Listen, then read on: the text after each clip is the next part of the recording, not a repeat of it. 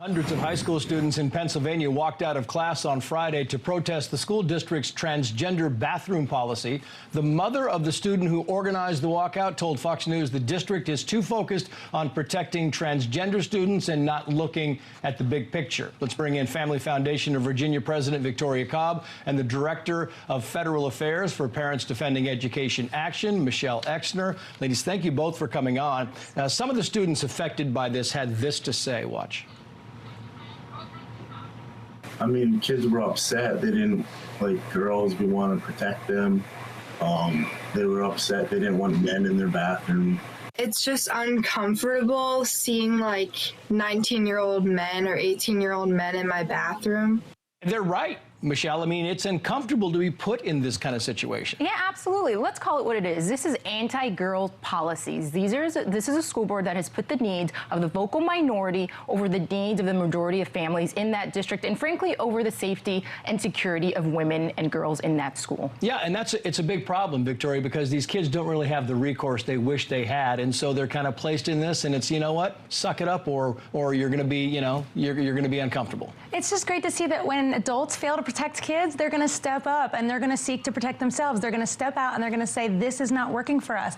And the girls want to have a place where they feel privacy, where their rights are respected. And I'm pleased to see that even the men are stepping up, the boys are stepping up and saying, this is not right, this is not so, this should not be happening in our schools. Yeah, we've talked a lot about this, but you know, the test scores down. You look at the National Education Report, the test scores are down countrywide. I mean, they are down, the reading scores are down.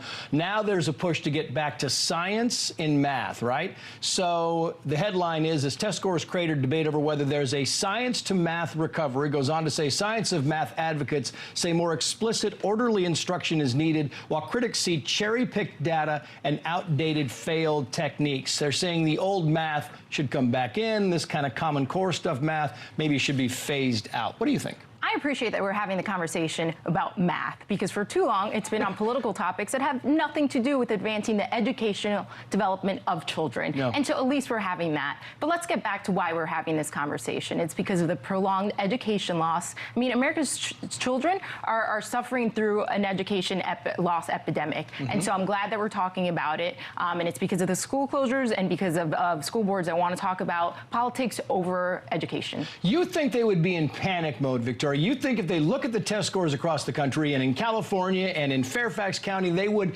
flip out and be saying, you know what, we have to go back to the basics of teaching kids how to read and write and do math. And they're not. They're distracted with all these other subjects. And parents know they're distracted. Parents are on it, and they're saying enough is enough. In Virginia, for example, 2/3 of our 3rd through 8th graders either fail or at risk of failing our SOLs on math. So that is an unconscionable number. This is the next generation. These are the people that are going to be our future leaders. And parents are saying, step up and stop playing around in the classroom with indoctrination and start teaching them what they need to know to thrive. Yeah, you guys both know Nicole Neely. California math scores at a 33-year low. And here's Nicole Neely, Parents Defending Education, talking about California. Maybe they should switch up their style. Elementary school proficiency in Los Angeles Unified is 36% in math and 43% in reading. And so perhaps this district would maybe be better served teaching kids ABCs before they teach the LGBTs. Sense, right?